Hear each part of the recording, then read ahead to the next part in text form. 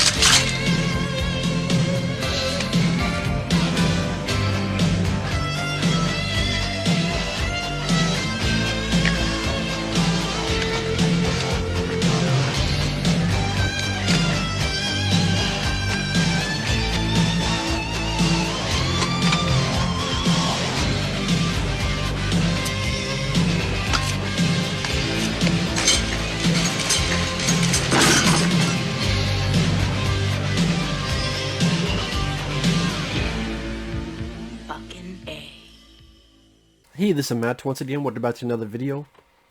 And this is another paid request, this time for Dan. Thank you so much for that. If anyone wants to request any other type of videos or topics or what have you, feel free. You can either send it either directly to my PayPal or join my Patreon. Both things are down below in the info box. Now this is for Arena from 1989. And it's from the director of Demonic Toys and Eliminators, which was back in the day. Arena is one of those films that I don't hate. It's for free on YouTube.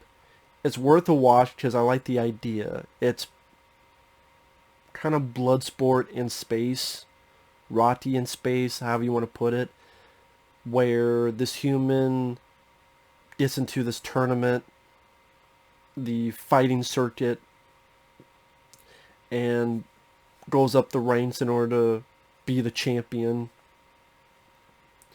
And you also deal with iffy promoters or people that want to fix the fights or, oh, there's no way you can win. It's one of those things where production quality wise, I do like the assortment of aliens they have in this, and all done practically. And for a low budget, I do like the variety of the different types of aliens. There's the main alien villain, Horn, who's a creature, but he's also half cyborg. I thought that was a really cool look. There's one that hero fights that is I don't know what the fuck you call it. Has these huge crab legs, like this, and fighting our hero. I did some pretty impressive effects for its budget. It's not like a 30, 20, $10 million. I mean, this is from Empire Pictures, where they did films like Trancers and others at the time. At least I think it was Empire Pictures. Was Empire around at this point, or was it Full Moon Entertainment? I want to say it was... I can't remember. But in that vein is what I'm getting at. And yeah, I like the idea, and I would love to see a remake of this. Whether it be with Scott Adkins, or with Michael Jai White, or with anyone else. Team with the practical aliens and really, if you gotta rip off the Rocky formula, or the Bloodsport Lionheart formula with Van Damme. There you go, Van Damme, you want to come back. Do Bloodsport in space. I would love to see that. The lead, Paul Satterfield, he's one of my problems with the film. Imagine if Christopher Reeve, if he had a lesser brother. Because he does look kind of... Like, if you told me it was Christopher Reeve's brother, I would believe it. Because Paul Satterfield does look a little bit... Like, if you change the hair... He looks a lot like, the former Superman. And it's just, I don't think he was that much of an actor. I didn't think he was that much of a fighter. Like, if you got someone who really knew how to do 1, 2, 3 punches and kicks and such. Like, even if you had, I don't know, Michael Dudikoff, or if you had someone else in this vein, Steve James. Like, if you had some other people in this, I think it would have helped tremendously. It's just the lead, it's a bland version of Christopher Reeve. I like Christopher Reeve. That's why I said this is a bland version of Christopher Reeve. And the story is that the lead is a short order cook on a space station. Meanwhile, this fighting circuit, like Horn, this alien cyborg, is fighting this other creature. Which I like the look of this creature. He's in like all metal, except a little bit of his face, and like even his face is covered with some metal. And you can tell there's a creature behind it. Just later on, you see a little bit of it up close, and I like the design, as low budget it is. And Horn beats the shit out of him. And then it's like his brain. You just see his brain in the back of it. The villain's opponent at the time. So meanwhile, our lead is a short order cook, and he gets fired. He's with his boss, who's also his buddy, who's going to get him a ticket home. By the end of the ticket home, this underground casino. The game gets raided by these authorities. The crime boss doesn't like that. And so one thing leads to another. Previously, he had been offered to fight by Claudia Christian. Claudia Christian, I remember from Maniac Cop 2. She was on the TV show Babylon 5. I liked her as an actress. But the lead said, no, you guys, I don't trust you guys. But ultimately, he's like, fine, if you pay me this amount, I'll do it. He does. He gets the money for the crime boss, so his buddy's fine. But now he's committed to fight. And, like, the way he looks when fighting, it looks like he's wearing a giant fucking diaper. I mean, I know that's not what it is, but it looks like our lead is fighting in a giant fucking diaper. And the fighting, it's fun for the novelty. It's fun for the effects of the alien that he's fighting. But there's not a lot of that, too. When he's short order, this guy, he fights for a little bit. When Claudia Christian, before she arrives, some humans fight him, and he shows some of his moves, or his moves. Again, the crab-like alien he fights. This is one montage, but you barely see anything. Because there are times where during this little montage, like the picture is this far away, or it goes by so quick that you don't really get to enjoy it. And that would be cool if you get to see him fight all sorts of different creatures, and how does he take this one out? You don't really get a whole lot of that. Maybe because of budget?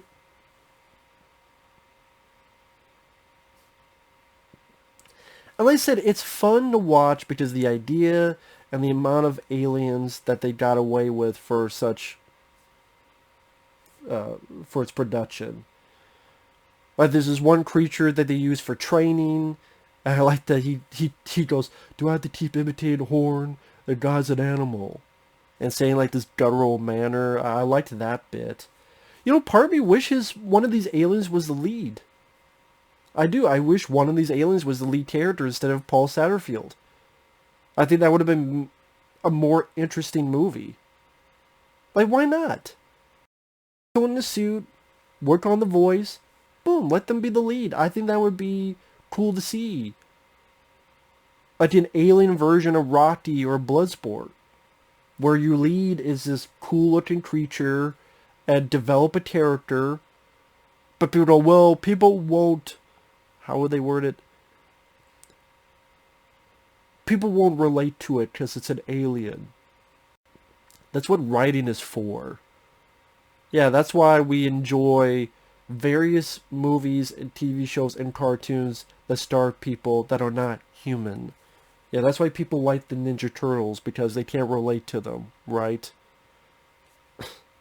That's why people like Rocket Raccoon, because they can't relate to him, right? it's what you do with the acting, the voice, the writing, then yes, you can. Unless you suck at your fucking job. So yeah, one day I want to see an alien version of Bloodsport or fucking Rocky where, it takes place space station, throughout the galaxy, whatever, and you get a really cool looking creature and you can develop the character. If you had to use cliches, that's fine. If not, better.